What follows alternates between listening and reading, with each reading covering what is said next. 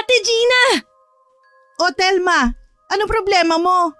Kung makasigaw ka, kala mo may sunog ah. Aray! Bakit mo ako sinampal?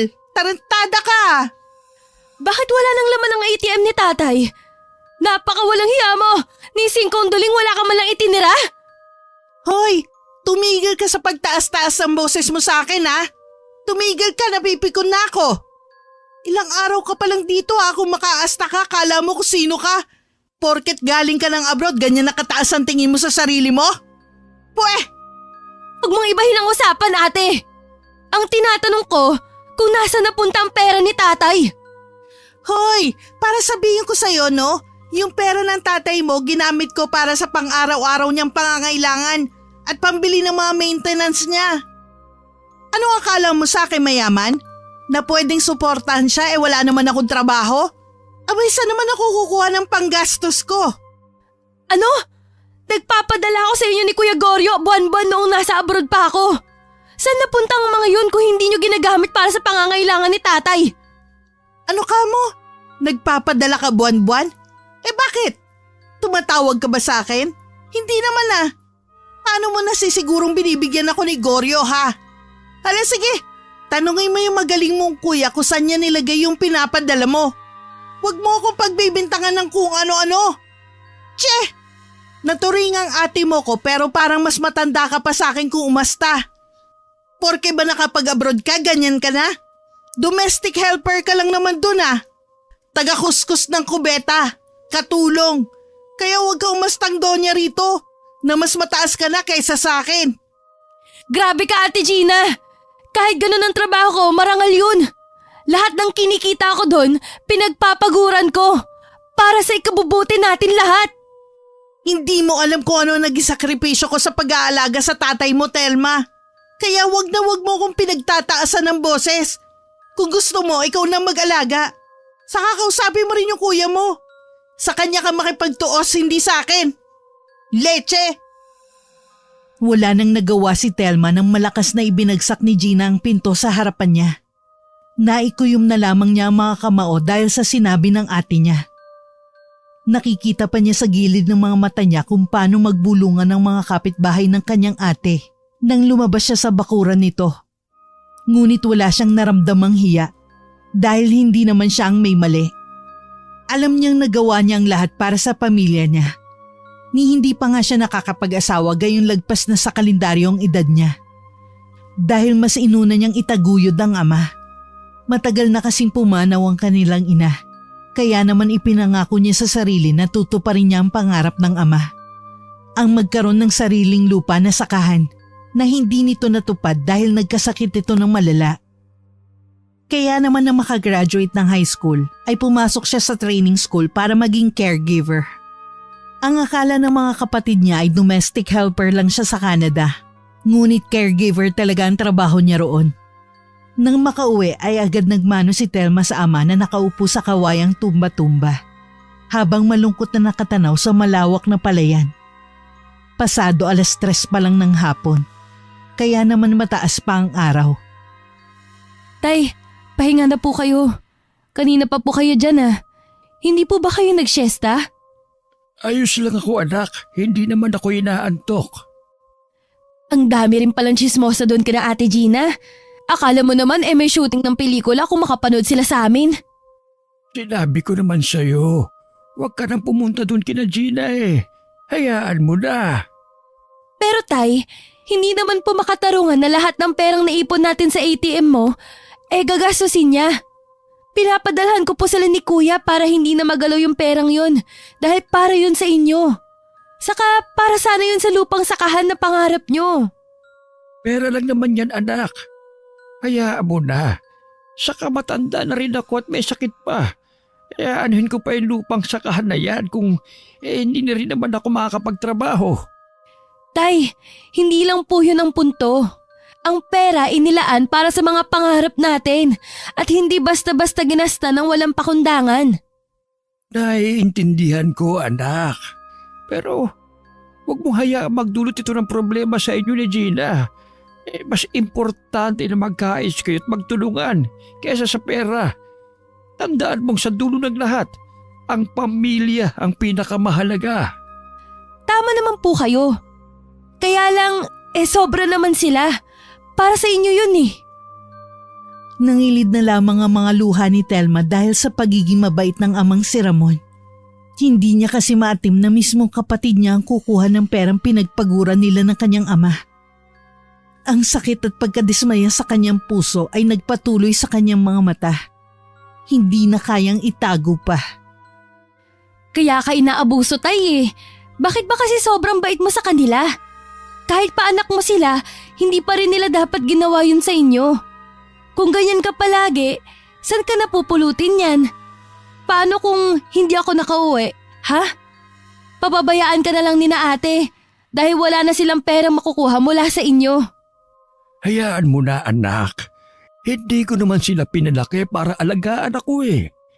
Hindi nila ako responsibilidad. Ikaw, hindi mo ako responsibilidad. Masaya na akong makita kayong nasa maayos na kalagayan. Kahit na po, Tay, hindi pa rin po ako sang-ayon sa mga ginagawa nila sa inyo. Pinalaki niyo sila ng maayos pero nagagawa nila to sa inyo? Anong klaseng anak sila? Hinawakan ni Ramon ang kamay ng dalaga na nakapatong sa lamisitang kawayan. Doon ay tuluyan ng bumagsak ang mga luha ng dalaga na kanina pa niya pinipigilan. Hindi niya lubos maisip na magbabago ang mga kapatid niya nang dahil lang sa pera. Dati naman kasi ay hindi ganun kagaspang ang ugali ng mga ito.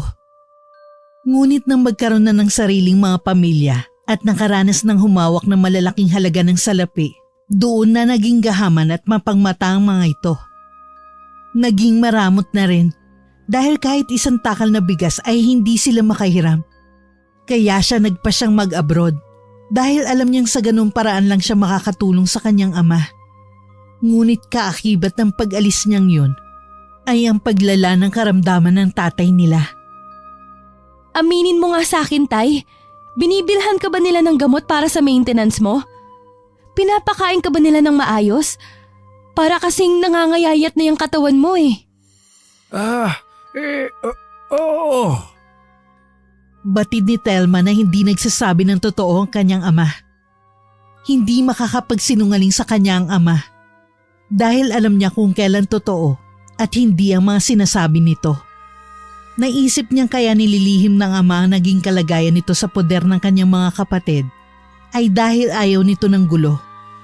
Naiiling na napabuntong hininga na lamang siya. Nagugutom na ba kayo? May dala akong bugrong. Anong bugrong? Napatawa si Telma nang makitang kumunot ang noo ng kanyang ama. Bugrong ho, Tay. Yung pandesal na may malunggay. Abay, bugrong pala ang tawag dyan. Paborito ko yan. Lagi akong binibilhan niya ng pamangkin mong si Elmo kapag umuwi galing eskwela. Abay, sarap ipare sa kape niyan. O siya, magtitimpla ho ako ng kape para naman makapagmerienda na tayo. Bagamat gano'n na nangyari ay nanatiling matibay ang dalaga. Dahil pagkatapos ng halos 3 araw ay inasikaso niyang insurance ng kanyang ama. Pagkatapos ay kinausap ang may-ari ng lupang sakahan na nasa harap lang ng bahay nila. Nalaman niya kasi na ipinagbibili na nito ng may-ari dahil magmamigrate na raw ang buong pamilya nito sa Australia. Gamit ang perang inipon niya para sana sa itatayong negosyo niya, binili na niya ang lupang yon para sa kanyang ama. Regalo na rin para kay Mang Ramon dahil kaarawan na nito sa susunod na buwan. Hindi na sana babalik si Telma sa abroad para alagaan na lang ang kanyang ama. Ngunit dahil sa hindi inaasahang pangyayari, ay mauunsyame ang kanyang plano. Nag-renew siya ng kontrata at nakatakda na ang kanyang pag-alis sa susunod na linggo. Kaya naman habang hindi pa siya nakakaalis, ay susulitin niya na lang ang kanyang natitirang araw bago lumipad pa Canada. Nagpasya siyang ipagluto ang ama ng espesyal. Kaya naman pagkatapos niyang maglinis sa bahay, ay nagbihis na siya upang mamalengke. Bibili na rin siya ng mga sangka para sa lulutuing pansit palabok na paborito ng kanyang ama. Telma, may lakad ka ba? Para yatang bihis na bihis ka. Saan bang punta mo? Ang lapad pa ng ngiti mo ha. Ay, dyan lang po. Saka, anong bihis na bihis? Pambahay ko lang kaya to. Sabihin mo nga, may nobyo ka na ba? So si Tatay Joker. Wala po. Walang nagkamali. Saka hindi na ako umaasa no. Sa edad kong to, aalagaan ko na lang po kayo. Kapag ikaw naman ang tumanda, sinong mag-aalaga sa'yo? Naku tay, bakang nawalan na po akong gana mag-anak eh. Kung katulad lang din naman ni Ate Gina at Kuya Goryo ang magiging anak ko, wag na lang. Mas gugustuhin ko pang maging matandang dalaga at mamatay ng mag-isa. Hay! O siya itay, aalis na po ako. Diyan lang po ako sa palengke, may bibilihin lang po. Ganun ba? Sige, mag-iingat ka ha. Silang mag-ingat sa akin. Habang nag-aabang si Telma ng tricycle sa labas, tahimik ang paligid maliban sa tunog ng mga dumadaang sasakyan. Saglit niyang inilibot ang mga mata. Umaasang may mabilis na tricycle na daraan. Ngunit bigla niyang namataan si Goryo, lula ng isang e-bike na papalapit. Hindi niya napigilan ang sariling mapako ang tingin kay Goryo. May kung anong malamig na hangin ang dumaan sa kanyang balat nang makita niyang nakatitig sa kanya ang kapatid na parang may gustong sabihin. Ngunit agad siyang umiwas ng tingin at pilit na nagpatay mali siya. Nilihis niya ang kanyang mga mata sa kalsada. Umaasang hindi siya nito papansinin. Subalit sa kabila ng lahat ng yun, narinig niya ang pagbagal ng e-bike at huminto ito mismo sa harapan niya. Telma, saan ang punta mo? Diyan lang. Nagulat ang babae sa tono ng boses nito. Parang may bahid ng pag-aalala. Pero naroon pa rin ang dating na mayabang na paraan ng pagsasalita.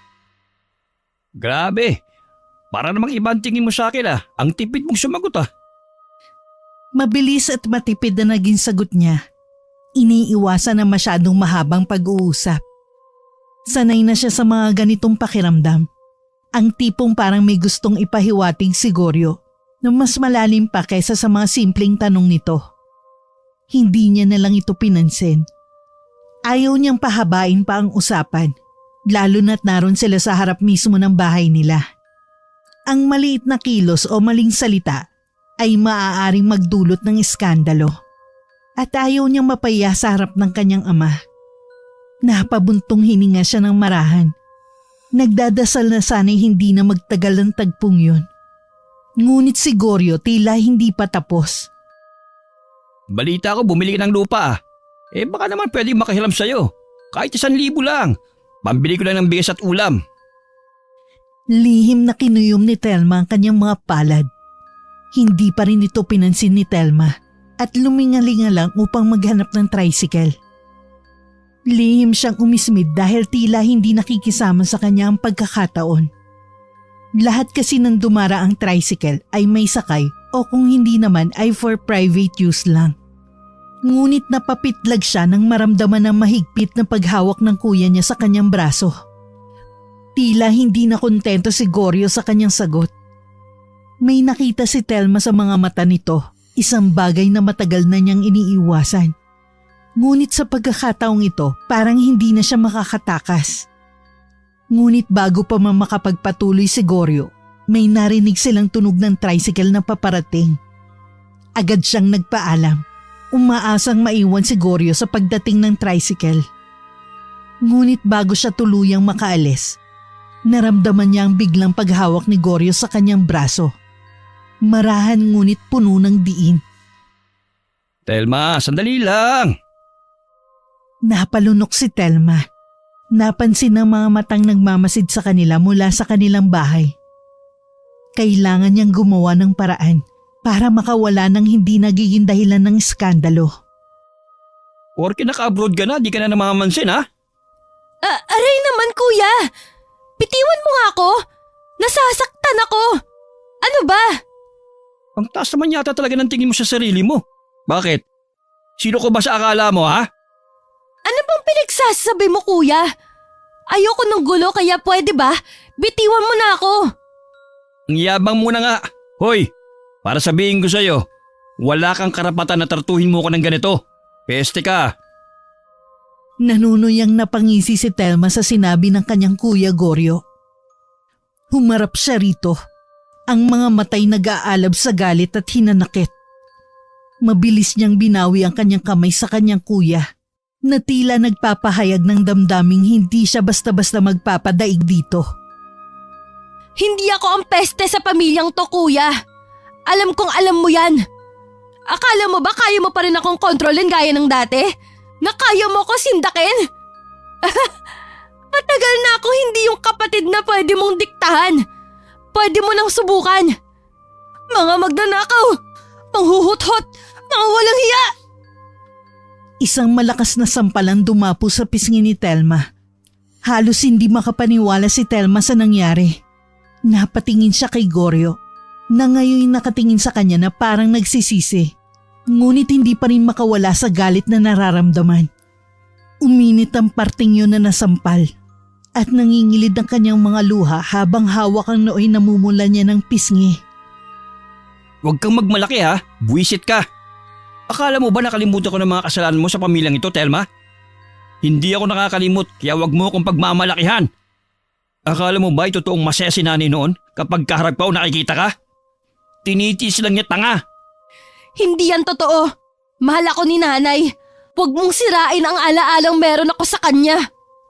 Nalaman namin na anak ka sa ibang babae ni tatay. Anak ka sa labas.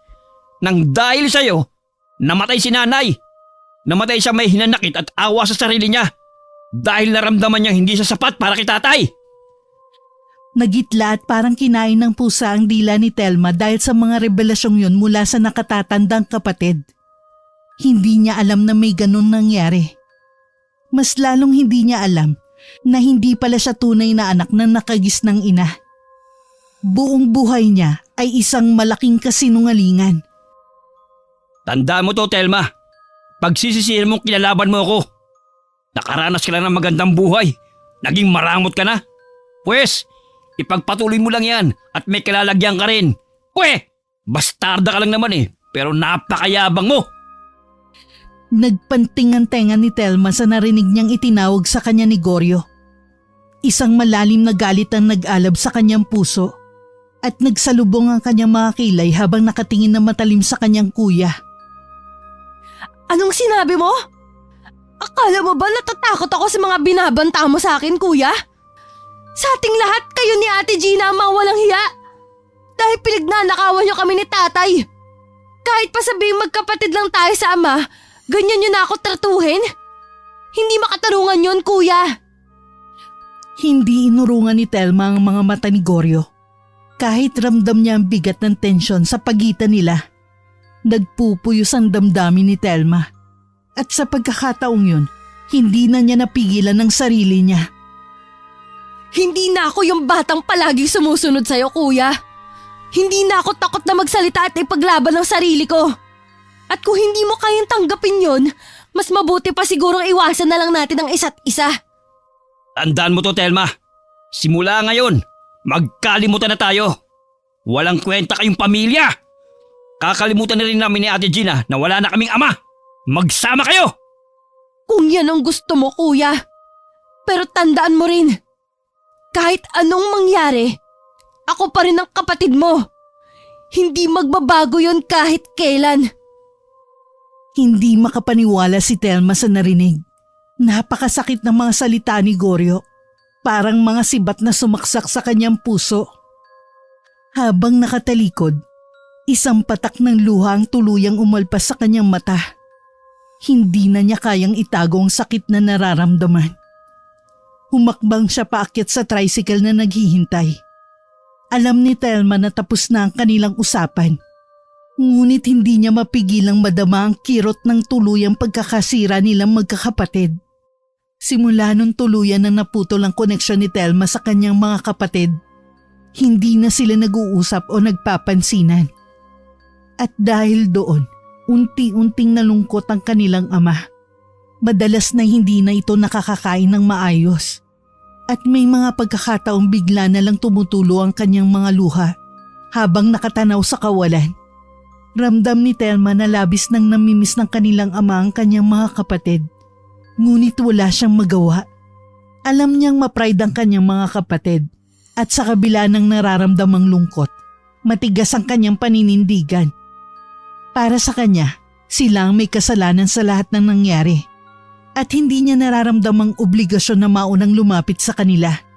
Sa kanyang isip, sila ang dapat magsisi at humingi ng tawad dahil wala siyang nakikitang mali sa kanyang mga desisyon.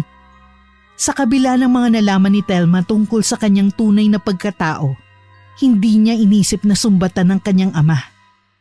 Alam niyang walang magbabago sa katotohanan ng anak siya sa labas. Isang bagay na matagal nang nais ikubli ng kanilang pamilya. Sa halip na magalit o magtanim ng sama ng loob, mas pinili niyang tanggapin ang sitwasyon.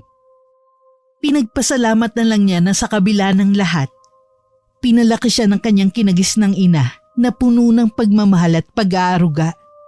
Hindi siya nagkulang sa atensyon at kalinga. At sa kanyang puso, siya pa rin ang tinuturing niyang tunay na nanay.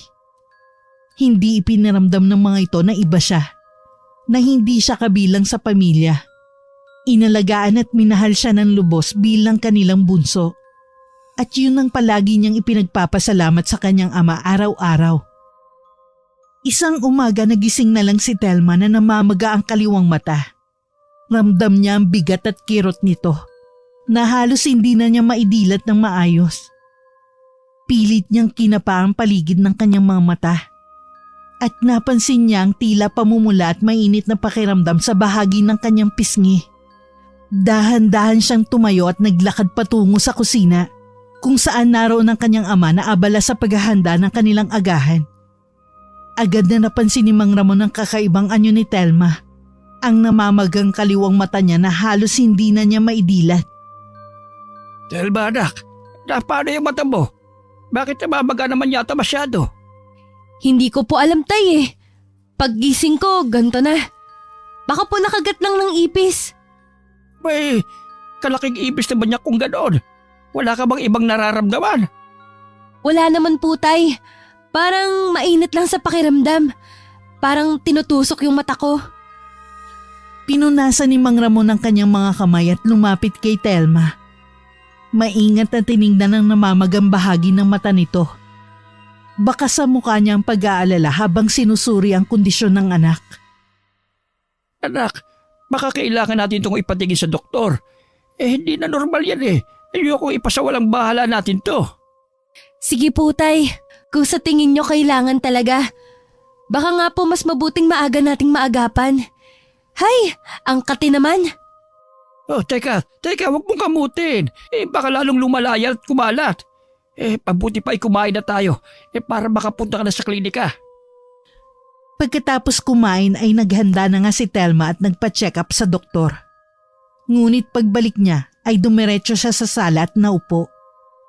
Nakita siya ng ama na binabasa ang reseta ng doktor nito habang nakahunot ang noo. Oh, Telma, ano sabi ng doktor? May paliwanag na ba kung bakit namaga ng ganyan ang mata mo? Wala po, tay. Wala daw malinaw na dahilan kung bakit namaga ng ganito. Sabi lang po ng doktor, baka daw infection o kaya allergic reaction. Pero hindi rin siya sigurado. Ganun ba? Wala man lang bang sinabi kung anong pwedeng sanhi? Anong binigay nilang gamot? Binigyan lang po ko ng gamot para sa pamamaga at kirot. Sabi po, bantayan daw kung may iba pang sintomas na lumabas. Sige anak, sundin lang muna natin ang sinabi ng doktor. Magpahinga ka na lang muna, ha? Sige po, tay. Sana nga po mawala na agad to. Nakakabahala na kasi eh. Hindi naman ako nagkakaganito dati. Naiintindihan ko anak. Pero huwag ka masyadong mag-alala. Magtiwala tayo na mawawala din dyan. Basta sundin mo ang payo ng doktor. Magpahinga ka at iwasan mo muna magpagod. Opo, tay. Salamat po sa pag-aalaga. Anak kita, Telma. Wala akong ibang hangad kundi ang kaligtasan at kalusugan mo. Kahit anong mangyari, nandito lang ako. Mayat mayang tinitingnan ni Mang Ramon ang namamagang mata ng anak. Hindi ito mapalagay. Hindi niya alam kung bakit duda siya sa kung anong tumubong yun sa mukha ng anak. Parang hindi siya mapakalit, kinakabahan sa totoong sanhi ng pamamaga na yun. Kinagabihan ay isang malakas na sigaw na narinig niya mula sa kwarto ng anak na si Telma. Katatapos lang nila kumain ng hapunan nun. Dali-dali niyang tinungo ang kwarto ng anak para tingnan kung ano nangyari. Nang biglang bumukas ang pinto, iniluwano ng anak na tila ba takot na takot. Tay! Tay! Ang mata ko po! Hindi na makakita ang kaliwa kong mata! Ano ka mo? Tay, tulungan mo ako! Puro pula na lang po ang nakikita ng kaliwa kong mata! Tay! Natatakot ako! Baka mabulag ako! Huwag ka magpanik, anak. Akin na nga, titignan ko. Ako, sinasabi ko na nga ba, hindi normal na pamamagalang to. Hindi rin dahil sa allergy. Tay! Pati pong likod ko tinubuan ng mga bukol! Namamaga po, Tay! Ang sakit ng kate! Gusto kong kamutan pero hindi ko magawa. Hindi ko na po maintindihan ang nararamdaman ko, Tay. Masama ang kutob ko sa mga yan. Huwag naman sana. Tay, sa isang linggo na ang balik ko sa Canada. Anong gagawin ko? Hindi ko rin alam, anak. Pasensya ka na. Ang sakit na po talaga. Teka, kukuha ko ng tricycle. Kailangan mong madala sa ospital kaagad. Dinala nga sa ospital si Telma dahil hindi na talaga nito kinayang labis na pananakit ng mata dahil ang pamamaga ay tuluyan na naging bukol. Pati ang mga bukol sa kanyang katawan ay namamaga at may lumalabas na manilaw-nilaw na likido na animoy nana. Sinuri ng doktor ang kanyang kalagayan. Kinuhaan pa ng specimen ng kanyang mga bukol para malaman kung cancerous ba ang mga ito. Dahil sadyang dumarami na ang mga ito at nagsisimula ng kumalat sa buo niyang katawan. Ilang araw din ang itinagal nila sa ospital at paulit-ulit lang din ang ginagawang pagsusuri ng doktor sa mga tumubong bukol sa kanyang katawan. Ngunit nakakapagtakang walang lumalabas na kung ano sa resulta ng mga laboratory test sa kanya. Normal ang lahat ng yon. Kaya maging ang doktor ay hindi alam ang gagawin. Wala itong gamot na may re-reseta gayong wala naman itong makitang sakit sa kanya. Tay, paano na po ako? Lumipat po kaya tayo sa pribadong ospital. Baka doon mas maayos ang mga aparato nila at makita ko ano talaga ang sanhi ng mga bukol na to. Anak, hindi kaya nakulam ka. Po? Ano pong ibig sabihin niyo, Tay? Alam mo, Telma, baka may mas malalim na dahilan ang mga bukol mo. Baka nakulam ka o may naglagay sa'yo ng sumpa. Hindi ko alam kung paano ipapaliwanag, pero nangyayari talaga ang ganito sa totoong buhay. Kaya po ba hindi makita ng doktor kung ano talaga ang nangyayari sa akin? Pwede, anak. Kung ganun nga, baka kailangan natin maghanap ng ibang paraan. Ano pong paraan? Puntahan natin ang kaibigan kong albularyo, si Kayuno. Kailangang makita niya yan agad-agad. Hindi na nagpatumpik-tumpik pa ang mag-ama. Agad na nagbayad sa ospital saka tinungo ang bahay ni Kayuno.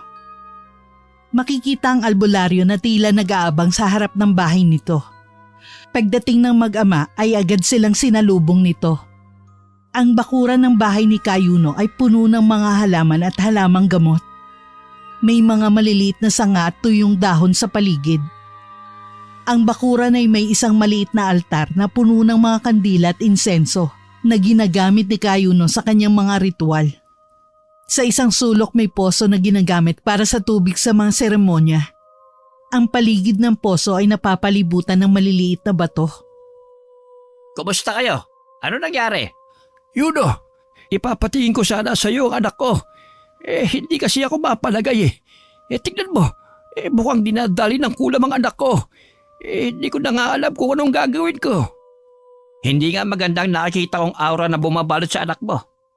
Base sa nakikita ko, Ramon, may malakas na puwersang nakahawak sa kanya.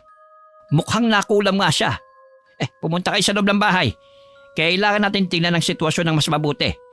Sabihin niyo sa akin ang lahat ng detalye. Sinasabi ko na nga ba? Hindi rin kasi makita ng mga doktor ang anomalya sa katawan niya. Lahat ng resulta ng laboratory test niya ay normal.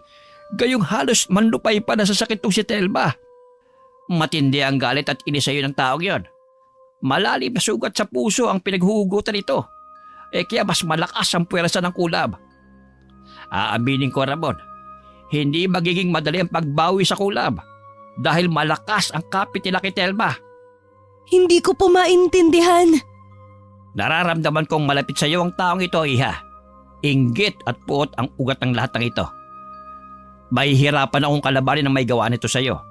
Ang tanong ko lang, handa ka ba sa mangyayari? Dahil kapag nagawa ko matalo ang kumukulam sa iyo, babalik sa kanilang nagpakulam sa iyo ang sumpa. Pagpasok sa bahay ni Kayuno, agad itong nagsimulang maghanda ng mga kagamitan para sa ritual. Habang ang mag-ama ay nag-aabang sa gilid. Una kinuha ni Kayuno ang mga kandila mula sa isang lumang kahon na nakatago sa ilalim ng isang lumang mesa. Dahan-dahan niyang inilagay ang mga to sa paligid ng pasyente. Pinipilit na ayusin ang mga to sa tamang posisyon para magbigay ng liwanag at proteksyon. Ang malambot na ningning ng mga kandila ay nagsimulang magbigay ng kalmado at magaan na pakiramdam sa silid. Pagkatapos kumuha siya ng isang mangkok na puno ng insenso. Pinatuyo niya ang insenso sa loob ng mangkok at pinainit ang mga ito gamit ang isang panggatong. Napuno ng usok ang buong sala. Nagtungo si Kayuno sa kanyang bakuran upang kumuha ng iba't ibang halamang gamot. Pagkatapos kumuha din siya ng tubig sa poso. Ang kanyang ginagawa ay proteksyon nila umano sa may kagagawan nun kay Telma. Pagkatapos gawin yon ay kumuha siya ng ilang tela mula sa dingding ng kanyang bahay. Ito ay kanyang inilatag sa sahig. Ang tela naman ay isang proteksyon laban sa pagpasok ng mga negatibong enerhiya na maaaring makasagabal para sa gagawin nilang ritual. Habang ang lahat ng mga gamit ay nasa posisyon na, nagsimula na si Kayuno ng mga mahihina ngunit taimtim na panalangin at orasyon. Dahan-dahang inihaplos ni Kayuno ang langis sa namamagang mata ni Telma gamit ang malambot na piraso ng tela. Ang paghaplos ay maingat at magaan. Sinisiguradong hindi siya makakaramdam ng sakit. Nang matapos ang paghaplos sa mata, lumipat siya sa likod ni Telma, kung saan ang mga bukol ay mas malaki at mas namamaga. Habang inihahaplos ang langis sa likod ni Telma, nagdagdag si Kayuno ng mga dasal at nagbaybay ng mga simbolo gamit ang kanyang mga daliri. Gayunpaman, sa halip na maginhawaan, nakaramdam si Telma ng kakaibang init na tila mula sa kanyang mga bukol. Ang init ay kumalat sa kanyang katawan na nagbigay ng pakiramdam na parang tinutusok siya ng mga maliliit na karayong. Aray ko! Kayuno, ang sakit po! Para akong napapasa at tinutusok ng maraming karayong. Maging matatag ka lang, Iha. Maaalis natin yan. Tay, ang hapdi po! Ang sakit! Aray! Pasensya na, Telma. Ang init na nararamdaman mo ay maaaring tanda ng mga negatibong enerhiya na lalabas sa iyo. Huwag ka mag-alala. Ito'y bahagi ng proseso. Kailangan natin ng higit pang ritual at panalangin upang maalis ang mga masasamang enerhiya na ito. Habang ang init at tusok ay patuloy na nararamdaman ni Telma, sinisikap ni Kayunong panatilihin ang kanyang focus sa ritual. Umaasa ang lahat ng mga hakbang na ito ay magdadala ng kaginhawaan sa kanyang pasyente. Ngunit nabigla sila nang makitang biglang tila ng itim ang mukha ng dalaga. Tumirik din ang kanyang mga mata. Yuno, ano nangyayari sa anak ko? Nalaman na marahil lamang kukulam na sinusubukan nating tablahin ang kulam niya. Mukhang bihasa ang kukulam na ito at sadyang malakas, Ramon. Paano natin siya matutulungan? Meron bang paraan upang mapabilis ito? Kailangan natin magpatuloy sa mga ritual at dasal upang matulungan siyang makawala sa impluensya ng kulam. Habang ginagawa ni Kayuno ang ritual, biglang nagising ang dalaga na nawalan ng malay. Tay! Yung tiyan ko! Parang may gumagalaw! Nararamdaman ko, Tay! Parang may malaking ahas sa tiyan ko! Huminahon ka, Iha. Tiisin mo ang sakit. Makakaraos ka rin.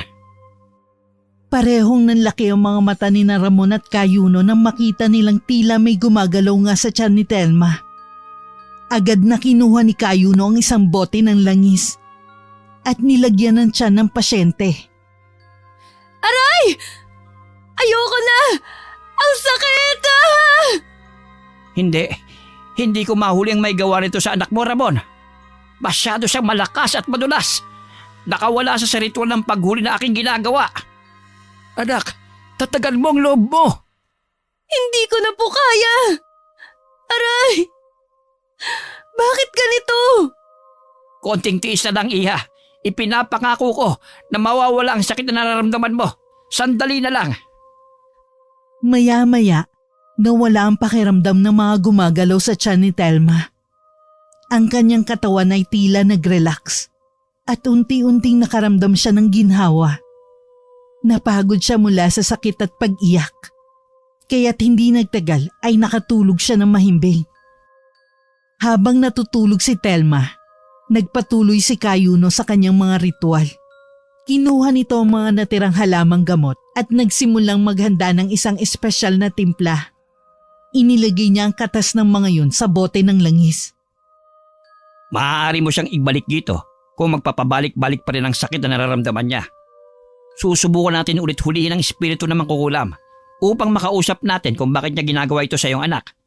Huwag kang mag-alala, gagawin ko ang lahat para mapagaling ang anak mo. Salamat, Yuno. Hindi ko alam ang gagawin ko kapag wala ka. Walang anuman, pare. Sino ba ang magtutulungan kung di tayo magkakaibigan, hindi ba?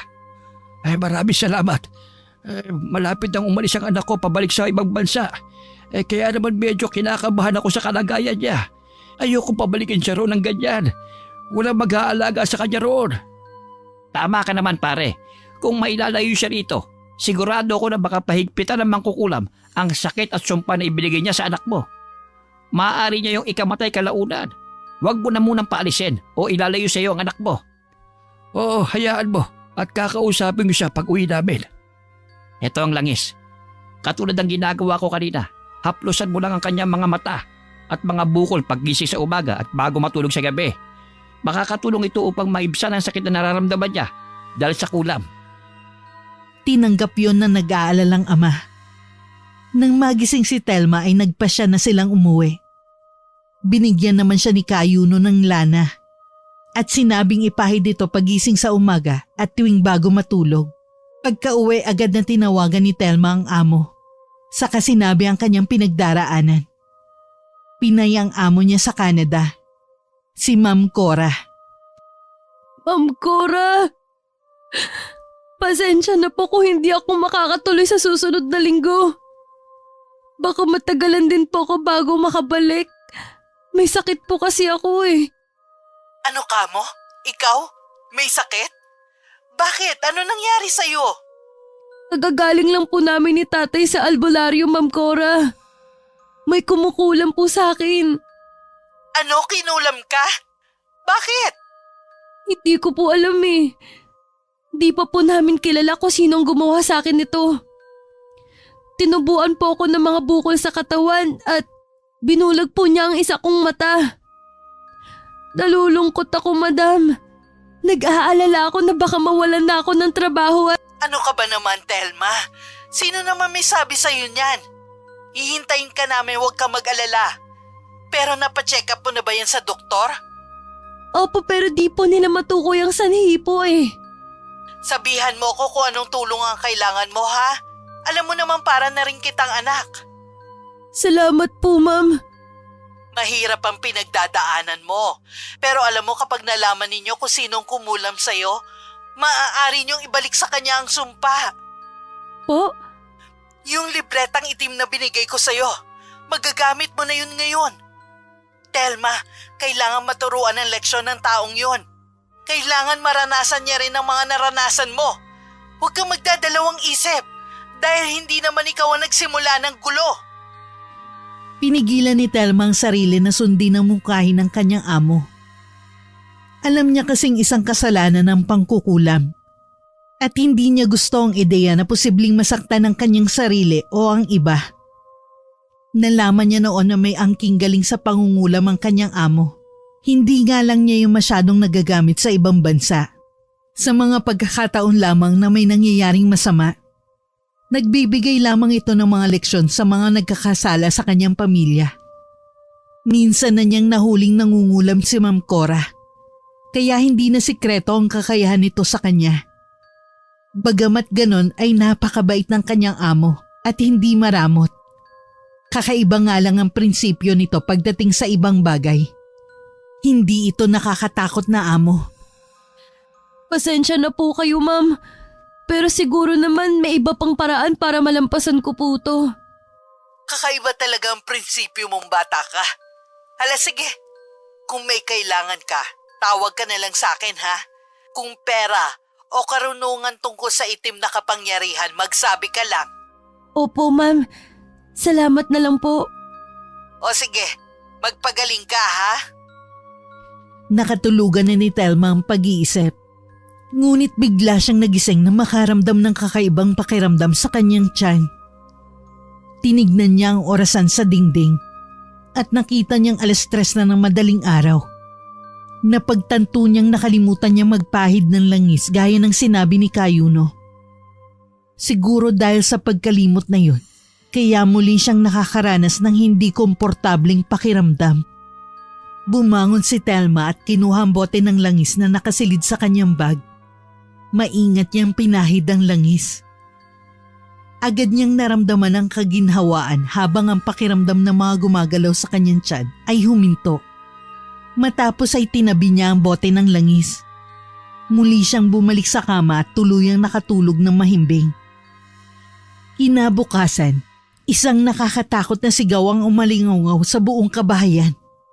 Agad na nagising si Ramon sa ingay at aligagang tinungo ang kwarto ng anak. Nang buksan niya ang pinto, nakita niyang nasa gitna ng silid si Telma.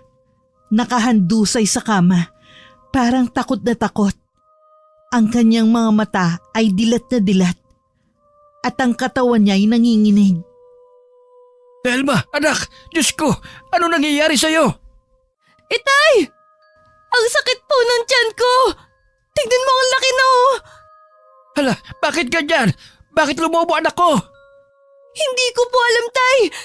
Pagising ko ganito na! Tay! Ang sakit-sakit nito! Saka nahihirapan po ako huminga! Tulungan mo ako! Tulong! Sandali lang at magtatawag ako ng tricycle. Kailangan nating puntahan si Yuno. Nang makakuha ng tricycle, agad na nagpatulong si Ramon sa driver upang alalayan si Telma. Kahit na siya'y namimilipit sa sakit at hindi makalakad ng maayos, sinikap pa rin ng dalaga na tumayo at maglakad ng mag-isa. Ang bawat hakbang niya ay mabigat at puno ng hirap. Ngunit ang kanyang determinasyon na makaalis mula sa sakit ay nagbigay sa kanya ng lakas. Nang makita ng driver ng tricycle na nahihirapan si Telma, ay nagbigay ng suporta at ginabayan sila patungo sa tricycle. At maingat na inalalayan si Telma habang sumasakay ito. Salamat sa tulong niyo. Ngumiti at tumango ang driver. Agad silang nagpahatid kay Kayuno. Bagamat malapit lang yun ay nakapagbigay ito ng konting ginhawa sa dalaga. Habang umaandar kasi ang tricycle, ang malamig na hangin ay nakapagdulot ng masarap na pakiramdam kahit papano. Halos 5 minuto lang ay nakarating na sila sa tahanan ni Kayuno. Ang tricycle ay huminto sa harap ng bahay at agad na tinulungan ng driver si Telma na bumaba. Kayuno! Kayuno! Kailangan namin ng tulong mo! Mabilis na lumabas si Kayuno mula sa kanyang bahay nang marinig ang sigaw ni Ramon. Nakita niyang hirap na hirap si Telma sa bigat ng kanyang dinadalang lumolobong tiyan. Nang makalapit siya, agad siyang kumilos upang alalayan si Telma at dalhin siya sa loob ng kanyang tahanan.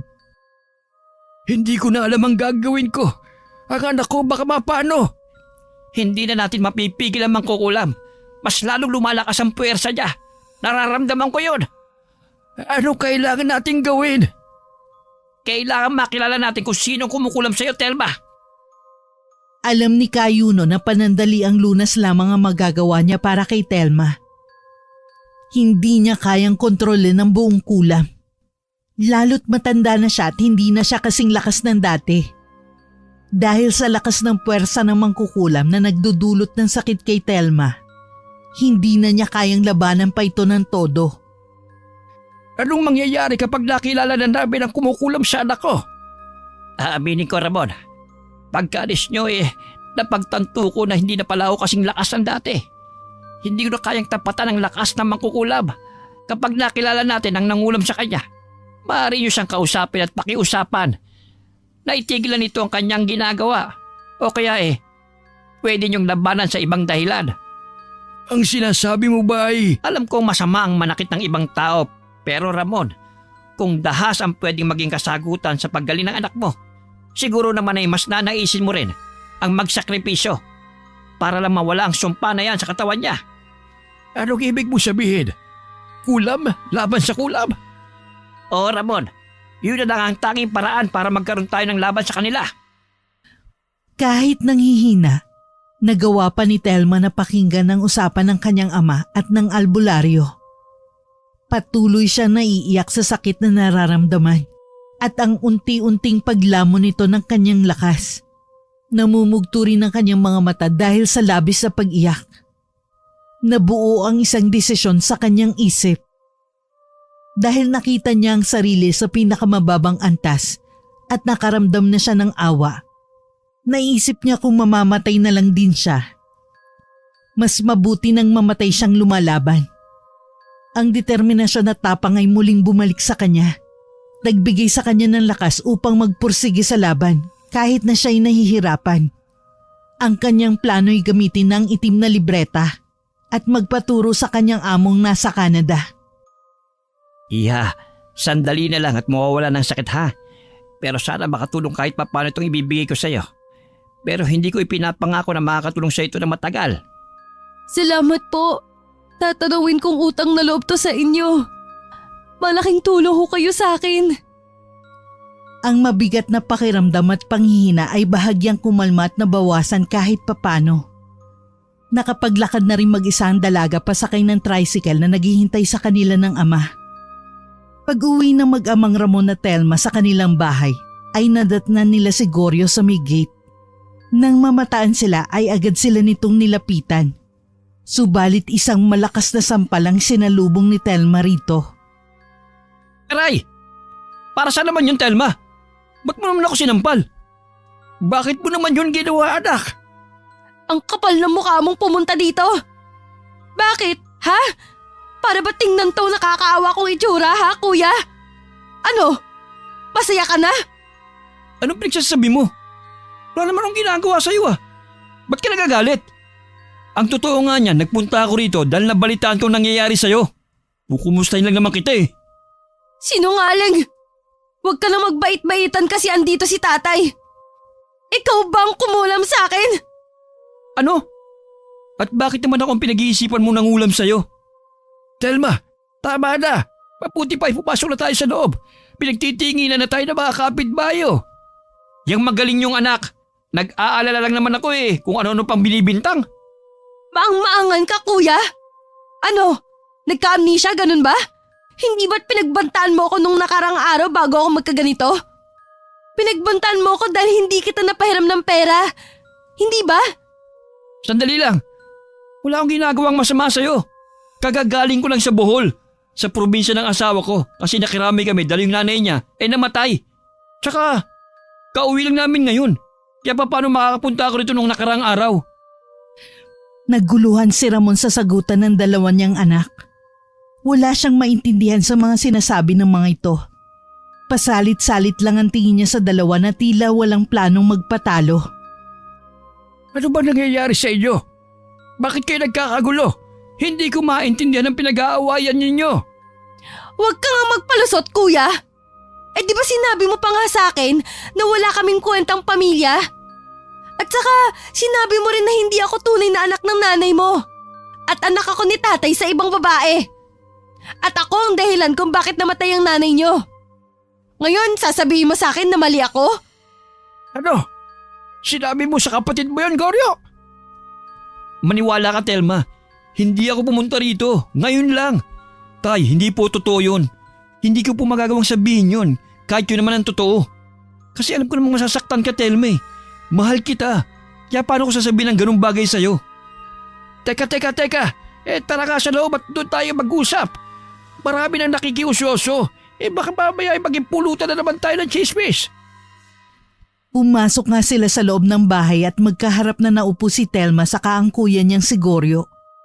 Si Ramon naman ay kumuha ng malamig na tubig mula sa ref at 2 baso saka dinala yun sa lamisitang nasa gitna ng 2 anak. Oh, uminom muna kayo nang lumamig muna ang mga ulo ninyo. Walang magagawa yung mga bangayan ninyo. Hindi rin naman kayo magkakaintindihan kung pareho ko'y mainit ang ulo eh. Tay, malakas talaga ang kutob ko na nagsisinungaling ang anak mong yan. Telma naman. Tay, nagsasabi po ako ng totoo. Kahit tanungin niyo pa si Sheila. Tara sa bahay ngayon na para malaman niyo hindi talaga ako nagsisinungaling. Tawagan mo si Ate Emma. May cellphone ka, di ba? Sige.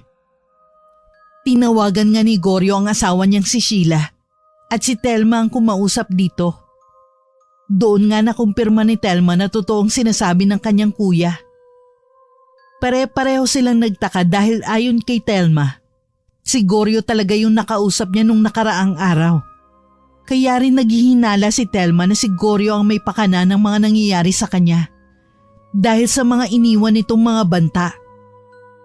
Sinasabi ko naman kasi sa inyo na hindi nga ako yun. Kung hindi ikaw, sino? Ewan, baka doppelganger ko. Sira, paano naman mangyayari yon? Teka, saan ba kayo galing? Doon sa dulo ng baryo, kinakayuno. Ho? Bakit naman? Inaswang ba kayo? At saka, kanina ko pa napapansin yung balabal mo, Telma. Ano ba yung tinatakpan mo? Buntis ka ba?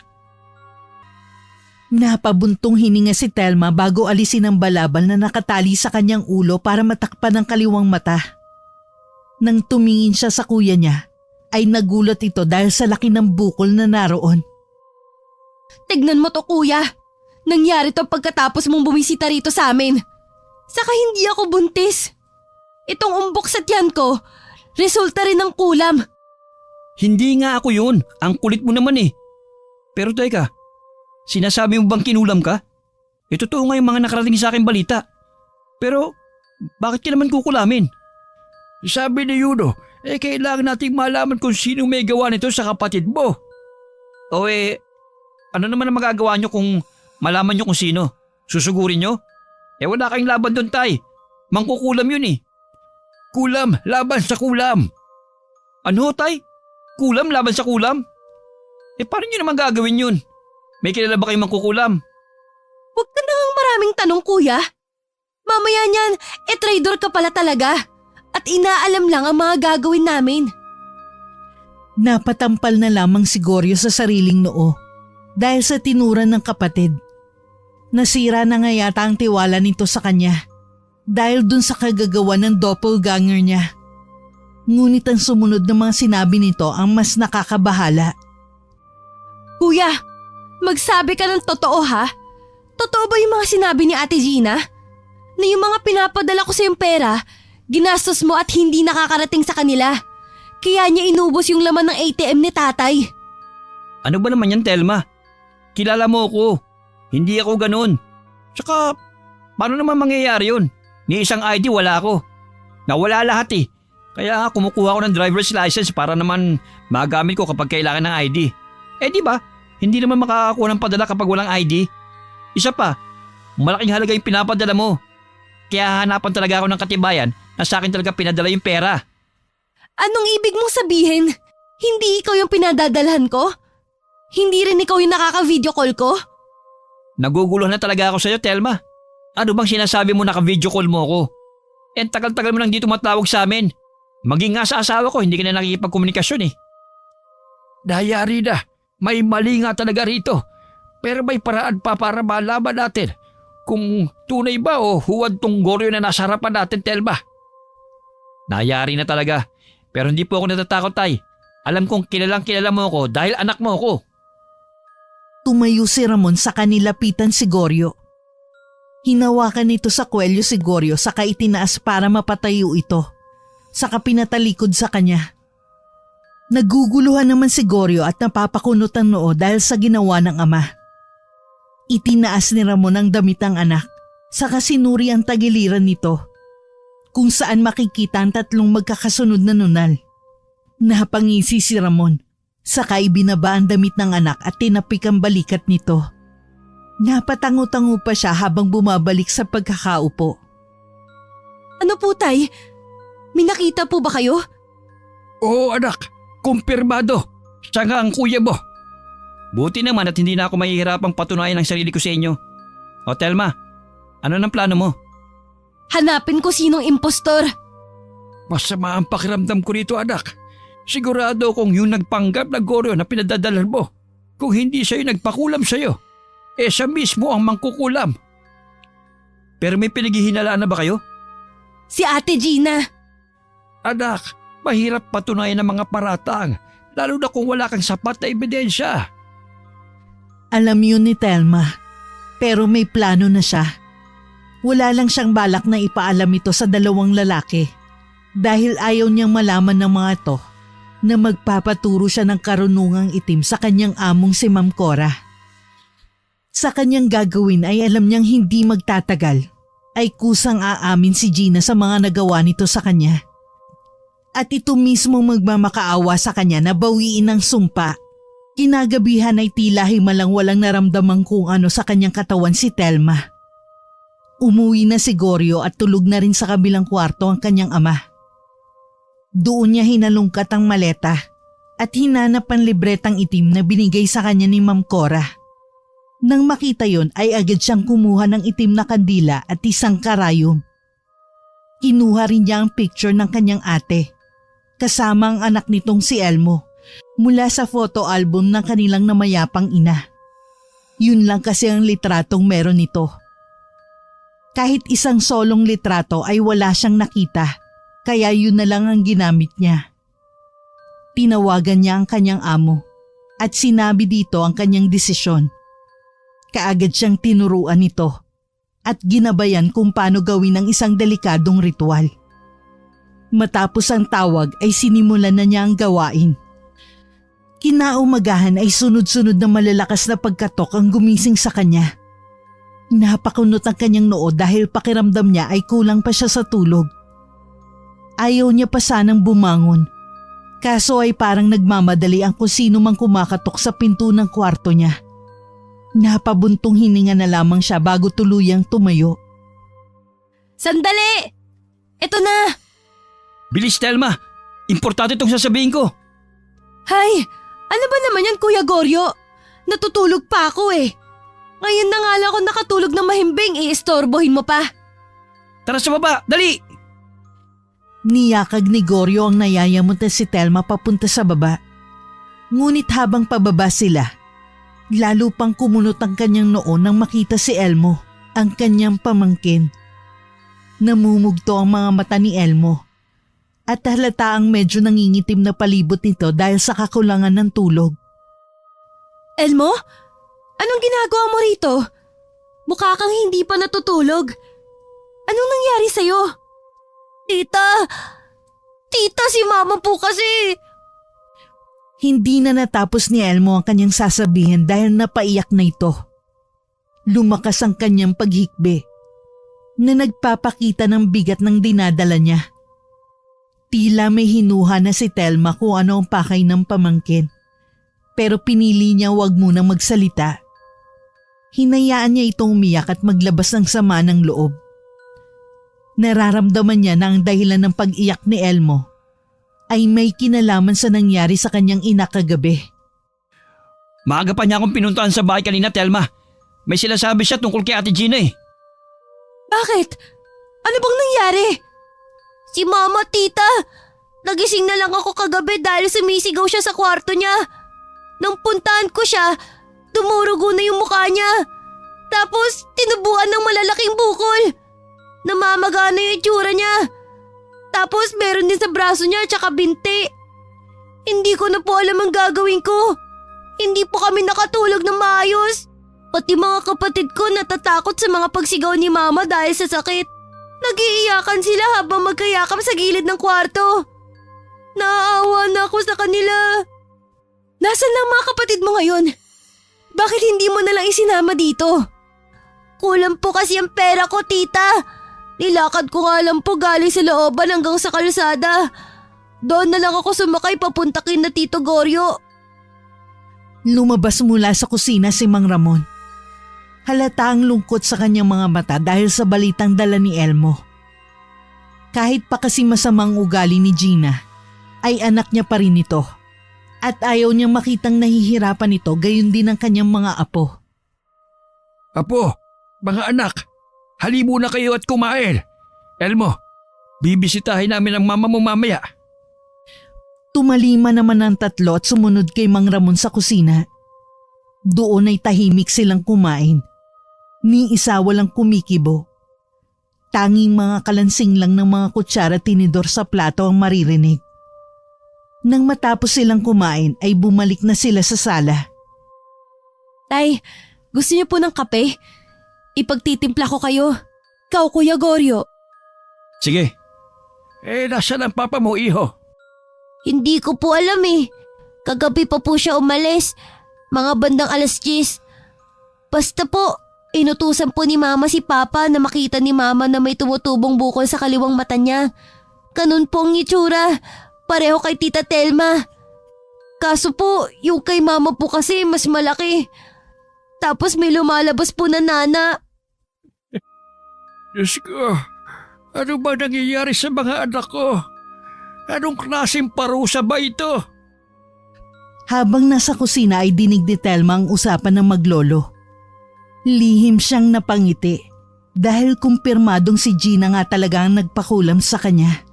Nang bumalik na siya sa sala, ay pinalitan niya na nag-aalalang ekspresyon ng mukha niya. Paano kayo niyan ngayon? Hindi maaasikaso ni Ate Gina ang mga kapatid mo kasi may sakit pala siya. Paano kaya kung dumito na muna kayo? Salamat po, tita. Pero sa tingin ko po, mas kailangan kami ni Mama ngayon. Mahirap po ang pinagdaraanan niya eh. Naiintindihan namin, Apo.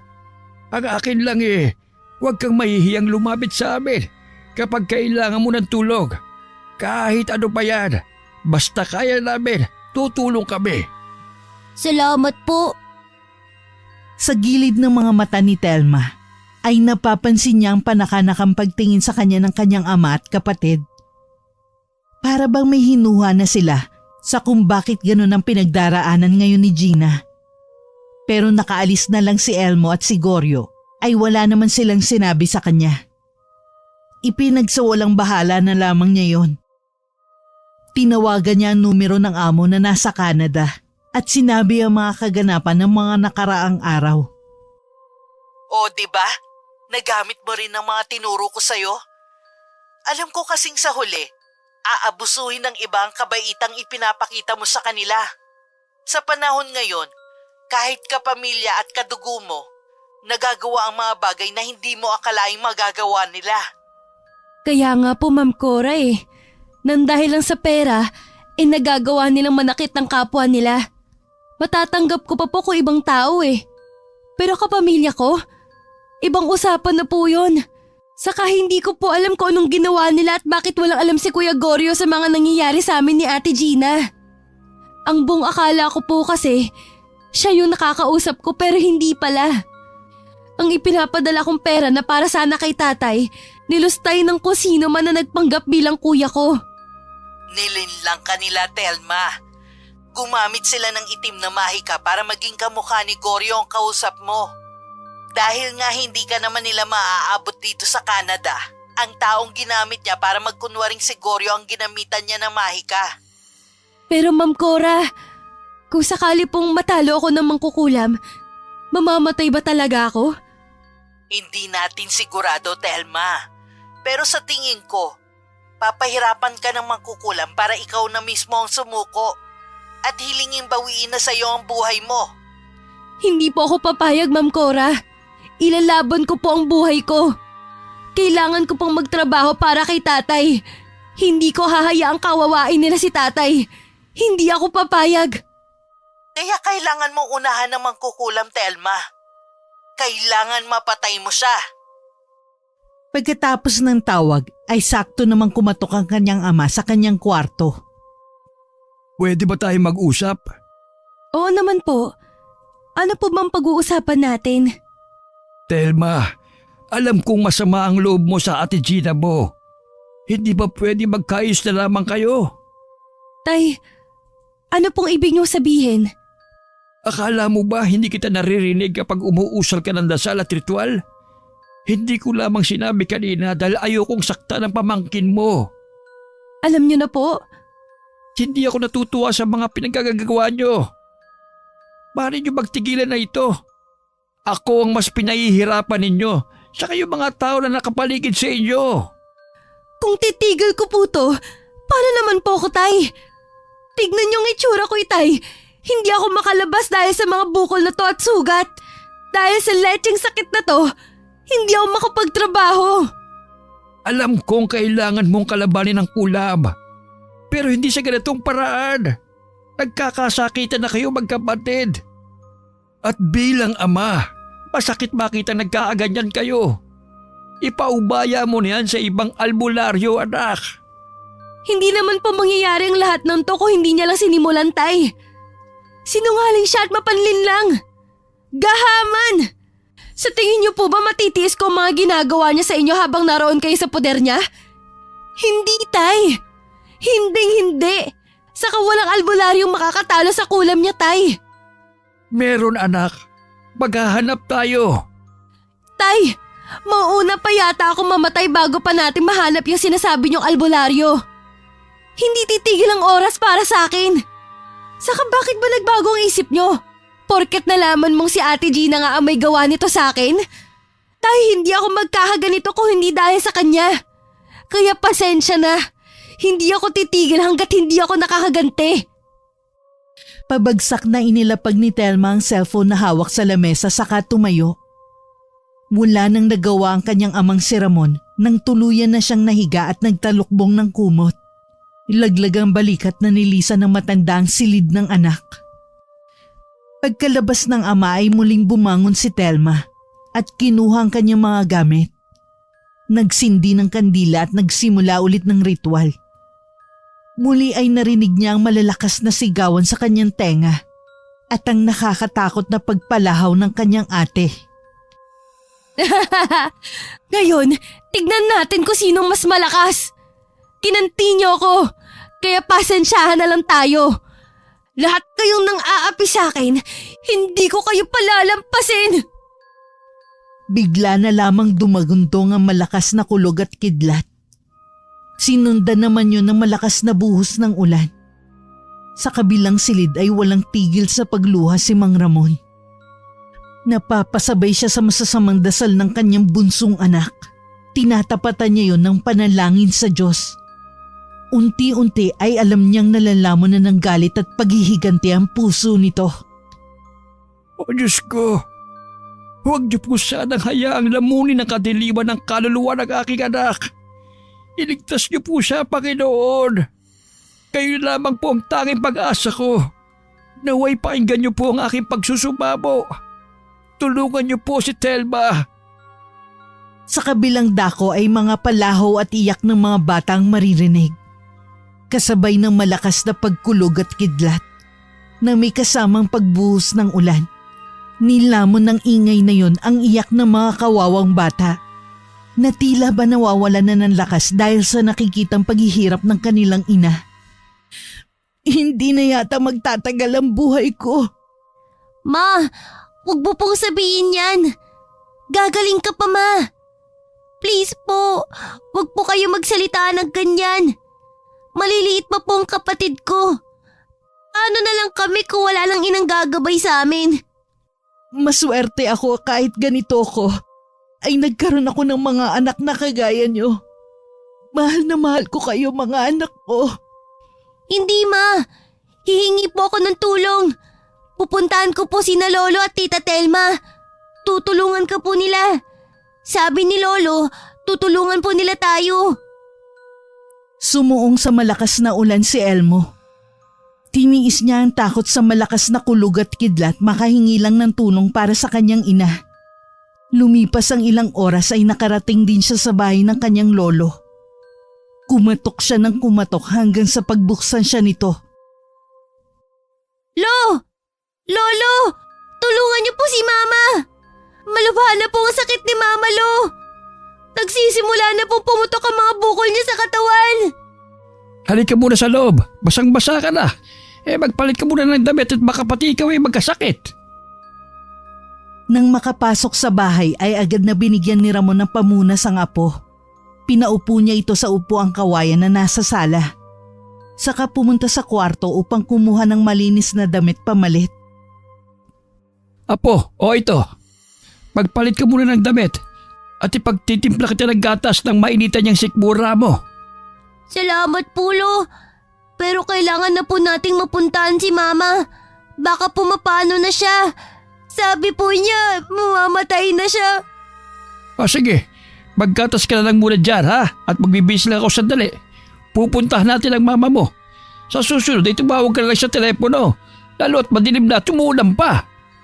Dinala po kasi ni Papa yung cellphone ni Mama, Lo eh. Nasaan yung magaling mong ama?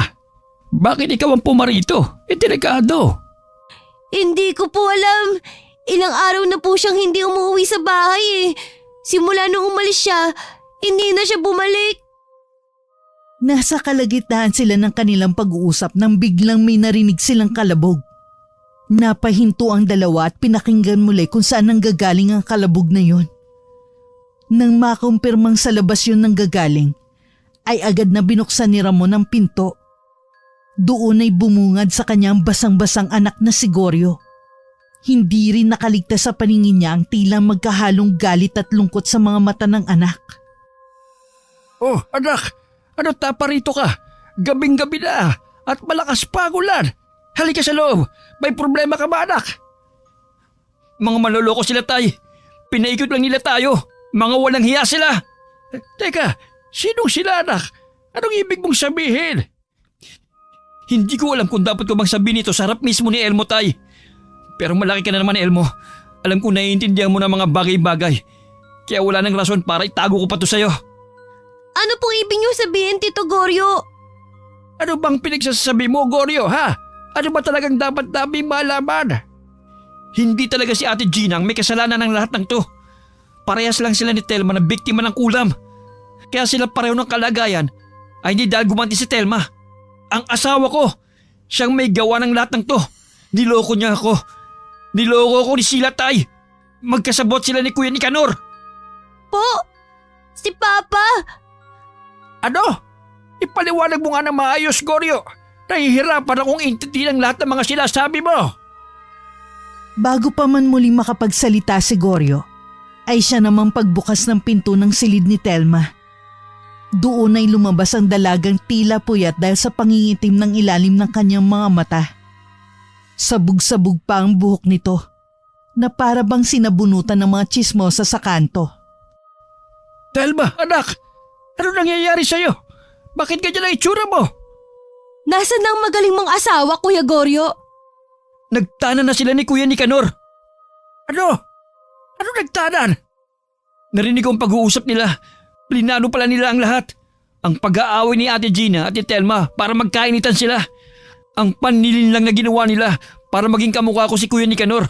Habang nag-video call sila ni Telma para sa kanila mapunta ang pera. Kaya pala nawawala ang ID ko. Dahil kinuha pala nila para gamitin. Mga walang hiya sila. Mga hayop. Hinututan lang nila si Telma para makapag-ipon sila at makaalis dito. Diyos kong mahabagin. Paano nila natin magawin yun sa inyong magkakapatid? Itinuring pa naman natin silang pamilya. Tapos ganito na nga igaganti nila sa atin. Naway patawarin sila ng Diyos sa mga kahayupang ginawa nila sa atin. Huwag kang mag-alala, Kuya Goryo. Gaganti tayo sa kanila. Pinapangako kong makakaganti rin tayo sa kanila. Mga hayop sila! Ang buong akala ni Ramon ay bunga ng paghihiganti ni Telma ang mga nangyayari kay Gina. Ngunit ngayon lang niya napagtanto na pinaglaruan silang lahat ng dalawang sampid sa pamilya nila. Nanlumo ang matanda sa sitwasyong kinasasadlakan ng kanyang mga anak. Hindi niya lubos akalain na magkakaganito sila. Subalit sa kabila nun, ay may konting galak sa kanyang puso. dahil alam niyang may pag-asa pang magkaayos ang mga anak niya. Nagpaturong muli si Telma sa amo niyang si Ma'am Cora ng mga dapat gawin upang ibalik sa dalawa ang kulam. Bilang isang bagong mangkukulam ay kailangan pa niya ng gabay ng isang batikan. At dahil sa puot at galit na siyang sangkap upang mapagtibay ang gagawing ritual, hindi na nahirapan pa si Telma. Ang kailangan na lang nila ay maghintay upang malaman kung nagtagumpay nga ba siya sa kanyang hangarin. Makalipas ang 5 araw, ay humahangos na dumating si Elmo kina Telma upang ipaalam ang isang magandang balita. Lolo! Tita Telma! Elmo, apo, nariyan ka pala. Oh, Elmo, ano't parang aligaga ka dyan? Gumagaling na po yung mga sugat ni Mama. Salamat po sa lanang ginawa ni Kayuno na binigay nyo. Talaga ba? Aba di mabuti naman kung ganun. Inaalagaan mo naman ba ang mama mo? Ngayong wala na ang papa nyo. Ikaw na ang tatayong ama sa mga kapatid mo. Kaya dapat huwag kang pasaway sa mama mo. Oo naman po. Hindi po ako tutulad kay Papa. Kung ganon tayo na sa inyo at magdadala tayo ng merienda. Oo nga, tamang-tama pala ang punta mo. Oh, bitbitin mo to. Uy, teka lang! Baka nakakalimutan niyo ako! Sasama ako! Tinawanan naman ng 3 si Goryo at pumara na ng tricycle para pumunta kina Gina. Nagkapatawaran na rin sina Gina at Telma. Pagkalipas ng 1 buwan, ay nabalitaan na lamang nila na namatay na sina Sheila at Nicanor. Ayon sa mga chismis, ay nagkaroon ng malubhang karamdaman ng dalawa at hindi magamot ng mga doktor. Hindi alam ng kanyang mga kapamilya na siya ang may kagagawan o kumulam sa dalawa. Dahil nga sa unang pangungulam niya ay palpak, hindi na siya pinaghinalaan ni Mang Ramon na gumagawa ng isang hindi magandang gawain. Tinignan niya ang sarili niya sa salamin. Nawala na yung mga bukol at pamamaga. Subalit hindi na naibalik ang kanyang paningin sa kaliwang mata niya. Pero kahit ganon, ay tinanggap na lang niya ang mga nangyari. Itinago na niya ang libretang itim na naglalaman ng mga ritual ng pangungulam. Nangako siyang yun na ang una't huling pagkakataon na maghihiganti siya gamit ang kapangyarihang itim. Dahil batid na niyang kailanman, ang paghihiganti ay hindi magreresulta ng mabuti. Wakas.